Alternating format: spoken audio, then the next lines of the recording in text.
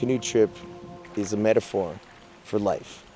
If we can work through the challenges of a canoe trip and make it to our destination, then much like life, we can work through the challenges and make it to our destination.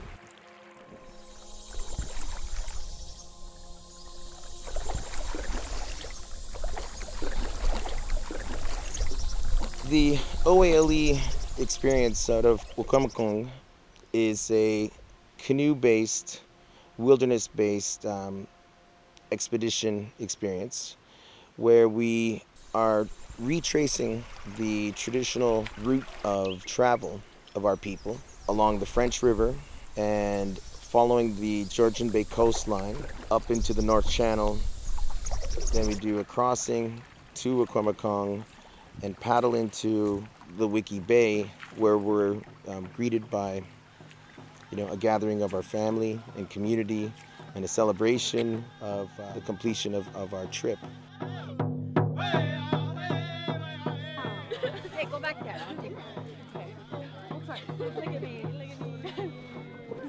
I've actually been waiting for this 10-day canoe trip ever since this summer started. I've just been wanting the days just to go by faster each day.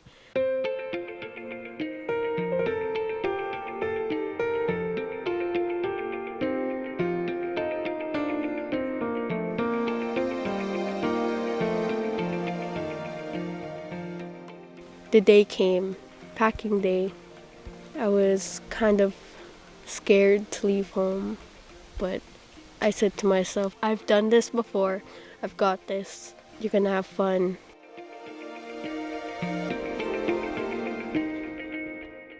My name is Cece and I am living in Wiki, and I'm 11 years old and I'm going into grade 6.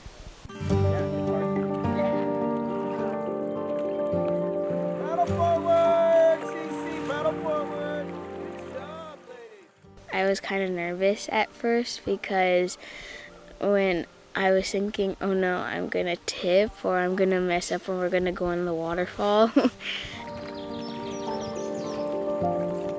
I just thought I could do this, that I could do the 100 kilometers because I believed in me.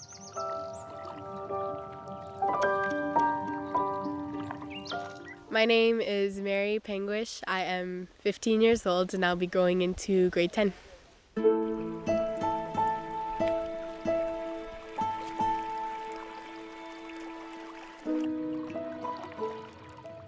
I went on my first canoe trip a couple years ago.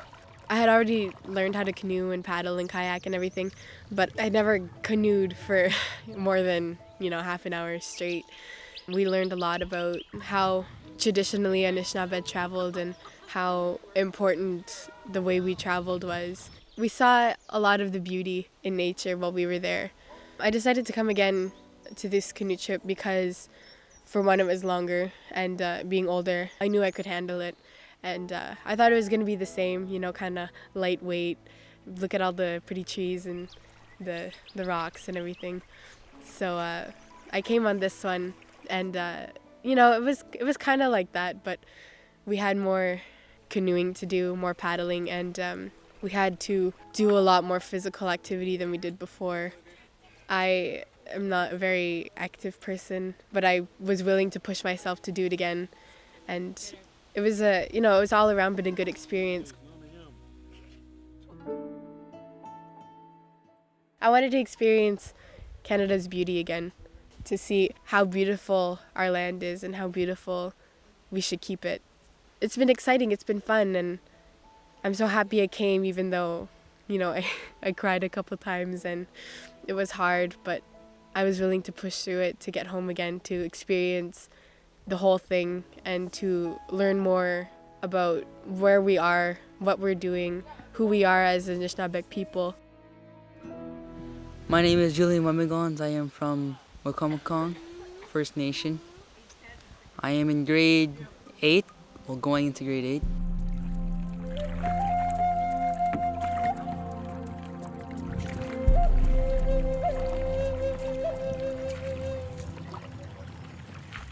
This is my third canoe trip, and the reason I like going on canoe trips is because I get to learn about leadership.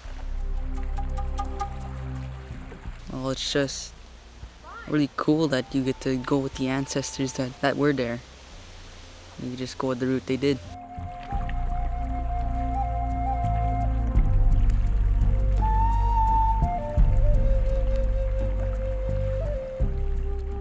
My name's Lucas Fraser. I am 15 years old, turning 16 in 3 months. I'm originally from Atikameksheng First Nation, but moved to Wiki a couple years back.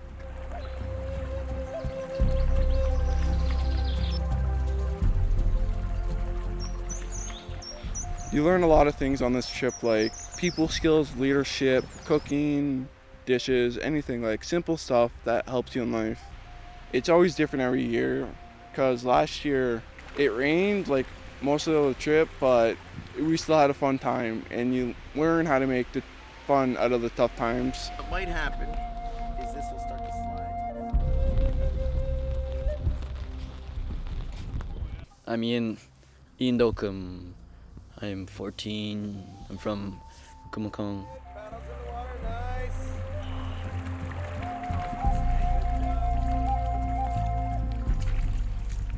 It's just amazing seeing wild animals, beautiful trees, green trees, blue water, instead of seeing like, I don't know, just on your phone all the time, laying in bed. It's better off being out in nature, enjoying it, going swimming while canoeing.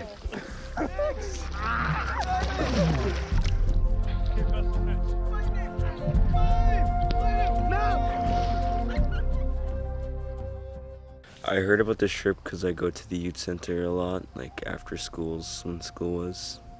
So I thought it would be fun, cool, just to be out there. Never been to the French River.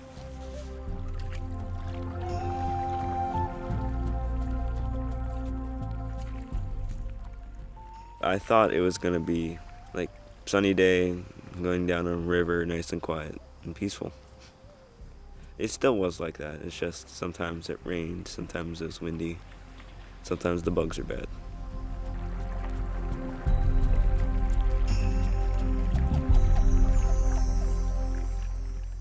So the OALE program, we're in our 9th year. Next year will be 10 years, including the very first pilot year. The OALE program was sort of envisioned in a partnership with Laurentian University, and what they were looking at was a project that would examine whether or not these kind of wilderness experiences and canoe-based expeditions would create resiliency in the youth. And would we be able to, by facilitating the challenge of an extended wilderness canoe trip, would we be able to facilitate growth in the youth so that they would be able to learn to meet challenges in their life? Would it be a benefit to their mental health? Would it help them to overcome adversity? Would it help them to, when they experience setbacks, realize that they can continue to work towards things and eventually reach their goal? As soon as it starts to turn, what do you need to do? What do you need to do that back end? Pull it. Pull the back end. That's it. Pull it again. That's it. It's okay. This experience is not just about learning how to paddle. Of course, that happens. It's more about how do we as a group come together to meet adversity and to face challenges? How do we, as a group that has never interacted before, never worked together in this way, how do we create a community? How do we engage with each other in a way that enables us to reach our goal, which is, of course, 140 kilometers of wilderness canoe tripping in not only some of the most beautiful territory that the Great Lakes ecosystem has to offer, but perhaps some of the most difficult experiences that the Great Lakes has to offer.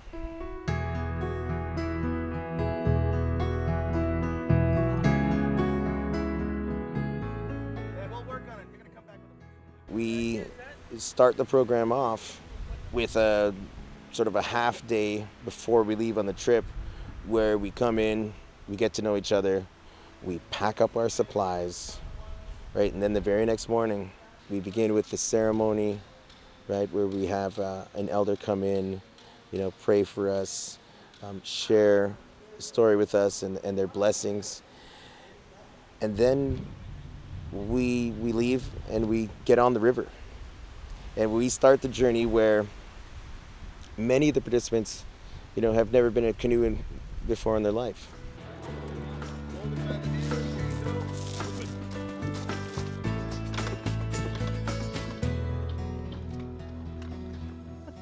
All right, so you're out all the way, paddle shaft is straight up and down, your body is rotated, and your head should be like literally right there. Draw stroke.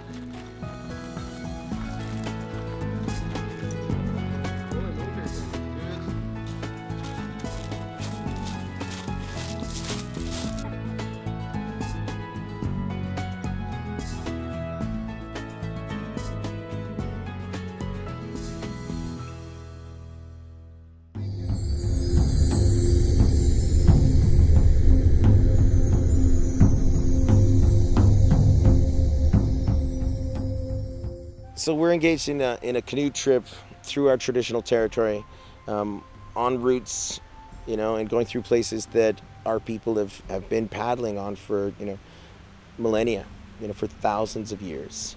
We're staying in the same campsites that our ancestors, would have stayed in.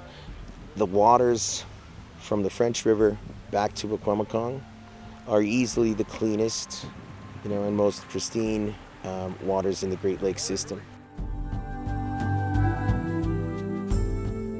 The French River is one of these spectacular landscapes, and there's towering rock cliffs that are coming out of the river on either side with these cedars and these pines that are literally clinging to life on the side of these rocks, and you can tell that they're ancient and they're tough and they've been there forever. Once we go out into the open water of the Georgian Bay, there's no feeling like it. To come from wilderness, sort of the trees and the rivers and gliding in and out of little islands and rock channels into the vast openness of the Georgian Bay. To feel the swells of water and waves, moving you, like a heartbeat.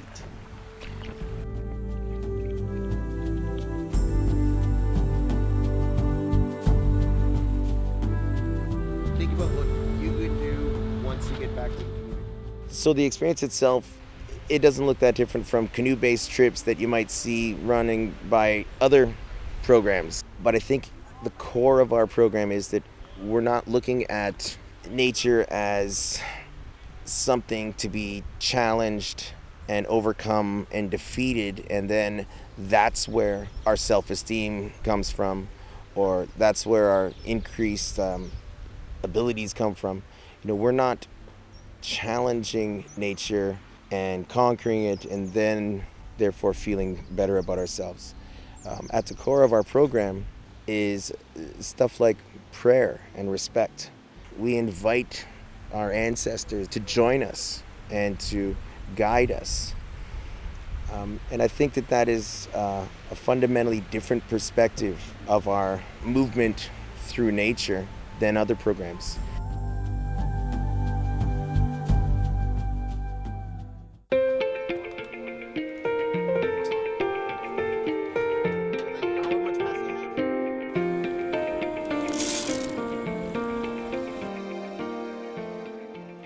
I think one of the experiences that participants benefit from is from day one, everybody is expected to engage in the activities that make the group function and keep the group alive.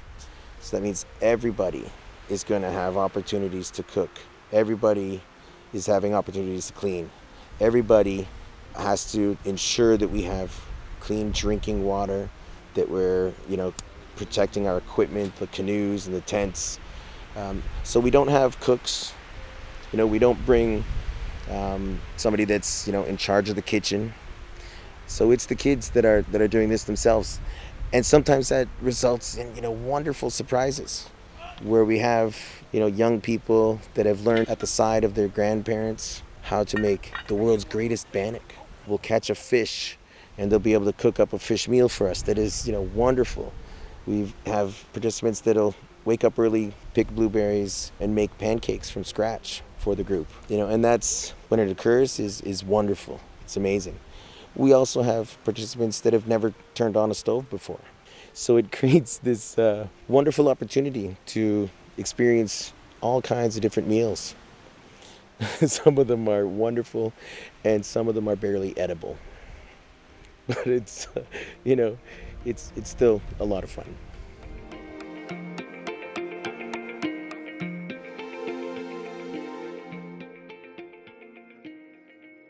The changes that have resulted, that I've been able to witness, they are tangible. We've had youth that have come out of the program and said things like, before the program, I've never really been able to do anything on my own. I've never taken the responsibility to do anything, even as simple as, cleaning up my room and picking up after myself. And the youth reflect back things like, now I know that I can be responsible for my own stuff. I can take care of my own clothes. I can wash my own dishes. I know how to cook. I know how to take responsibility for my actions. And even if just that small thing occurs, that's a big thing.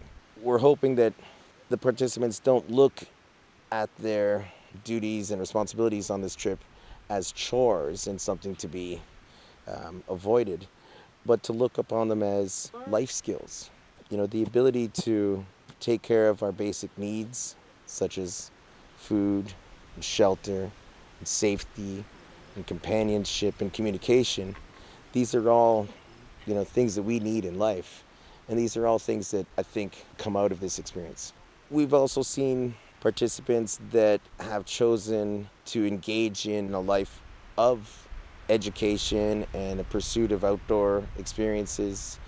We've seen kids that have gone from having a very sort of poor vision of themselves and a very poor mental health state to, flourishing and going on to, become role models in the community, have gone on to achieve the dreams that they talked about, like becoming a police officer, like going on into the military, like working with children in early childhood education, going into the counseling fields. The list of what these dreams are is huge. And the experiences that we are able to engage in here in nature seem to speak to all of those dreams. And I think, that's not all that surprising when we think that the natural environment provides everything that we need in life. And why wouldn't the natural environment also provide that education and that mental health stability, that nurturing that we all need to achieve our goals?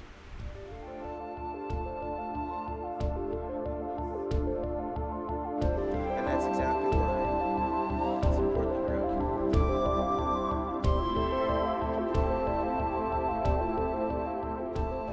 here. So how do we incorporate culture into this experience? One of the ways is, of course, is through daily prayer. We don't have any sort of formal way of engaging in that prayer, but we encourage each participant to engage in it personally, but also to do those prayers on behalf of the other group. To honor everything in creation. That's what we mean by respect. Bravery doesn't mean that you're the first one to do. We also encourage and work on developing a greater understanding of our culture through things like engaging with the 7 grandfather teachings. So we will talk about bravery, we'll talk about humility, we will talk about love and truth and how we can incorporate them and keep those 7 grandfathers as a perspective on how to live life well. Truth and bravery and love. Those are the grandfather teachings I thought about. Well, my favorite grandfather teaching is respect, because I just like respecting people. During our circles at night, when we gather around a fire and we start sharing our thoughts about a particular theme or what we believe about a certain topic, and the leaders here and the participants all share a different idea about a teaching or a lesson that our ancestors have for us, puts me back on the right path, because sometimes I start to think, like, why am I even doing this? This is too hard for me. I can't do it. And then once we get back in our circles and once the leaders start telling us this is who we are, this is our land, this is where our ancestors were, and it lets me know that this is where I come from and this is where I'm supposed to be. If they were able to do it, then I can do it. Like, we all talk to each other about, like, who's our role model, who do we like, what we like. I'm the kind of person who would do this and that. I'm the kind of person that does everything last minute. I'm the kind of person that likes Chinese food. Oh, hey, like mom. I'm the kind of person who really likes reading 250-page books in one sitting. I'm the kind of person who likes to be happy. We talked about just how things are going and everything, and what you like to do when you're older, what's your dreams. My life goals are to become a pediatrician and finish school, and just to go to Bora Bora and travel the world.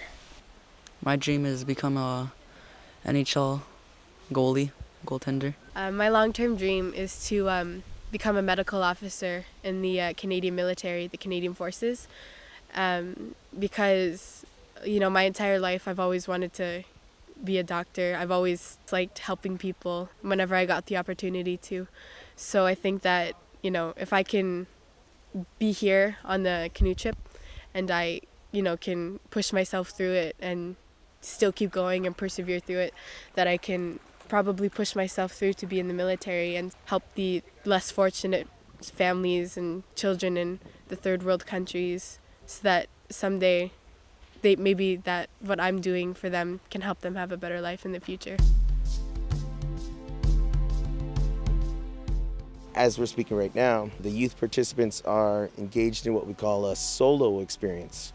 So just for a few hours, we place them out into the wilderness, where they're able to individually reflect on their experiences of this trip and reflect on who they are and maybe who they are becoming through their experiences of wilderness, through the challenges that they're facing, and as they've changed and grown from this experience, who they might become as a result of it, and how they might become leaders in their own community, leaders of positive change, not only for the community in general, but mostly, for themselves. How do they become leaders within their own heart?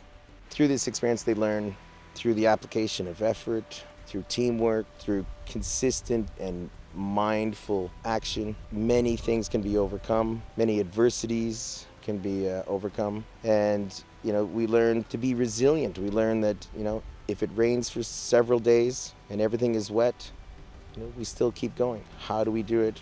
What do we need to do to change? How do we keep going so that we can reach our destination?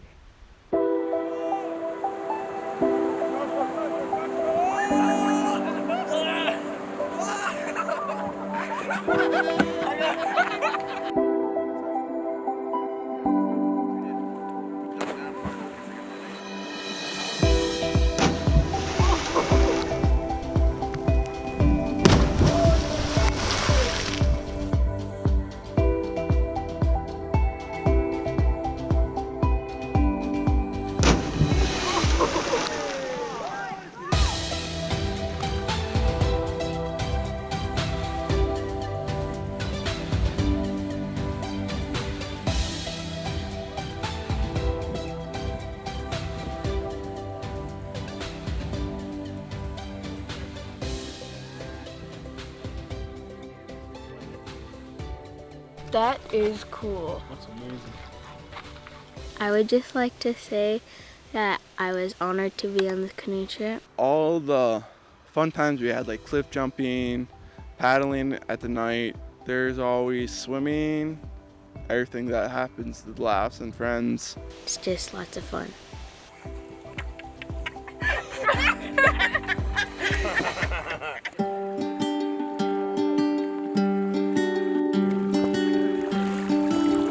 So Cece, life is like a canoe trip because Because it's beautiful all around you. When we're on the water, that's what Nimki asked me when we were paddling. So that's what I said.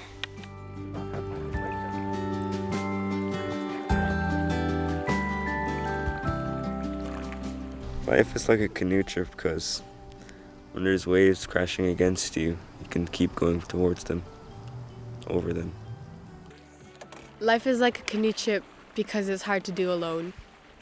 I've heard some people say that life is like a canoe trip because it's hard and you just want to go home. It's only hard if you look at the bad part of it and you don't, think about the positives. Yeah, it's going to be hard sometimes, but you got to look past that. You got to think about where you're getting and how far you've already traveled and how, you've already pushed through so much and how you can keep going.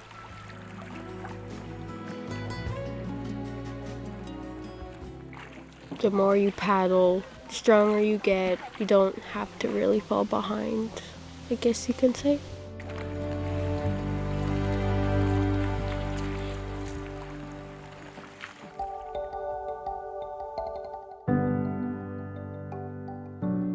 if we were to ask the kids to be able to cover the costs of running this program, I don't believe that we would have, the diversity of the youth that we currently have. There are times when I've had youth that have come to me and said, I've never had 3 meals a day for 9 days in a row. When I asked them to bring certain kinds of equipment and clothing, and I asked them, why didn't they bring an extra jacket, or why didn't they bring that extra pair of shoes, and they have to say, because I don't have an extra jacket or an extra pair of shoes. Many of the youth that don't live in poverty couldn't afford to pay for a program like this. Something like this, in other areas, costs in the thousands of dollars per participant. We were lucky enough to find a source of funding to purchase some new equipment this year, which was, a blessing. The tents that we were using, were, I think, as much as 5 years old, some of them as much as 8 years old. And the fact that we've had rain for 4 out of the 7 days we've been out here, and pretty substantial rain. If we were still using those old tents, this experience would be a lot different. It would be a situation where we'd be concerned about the safety of the participants. We have been paying for the program through partnerships and through Health Canada, the Wasanobin Youth Center, and Mary Jo Wabano at the Health Center, and our chief, Duke Pelche. This trip wouldn't have been possible without sponsors and people helping us to provide for this trip. It's taught me a lot about who I am and who I can become. And I'd like to say thank you to all the sponsors for helping, bring us together and to help us learn together, to help us learn about who we are as Anishinaabe people. That's a big thank you. We couldn't have done it without you.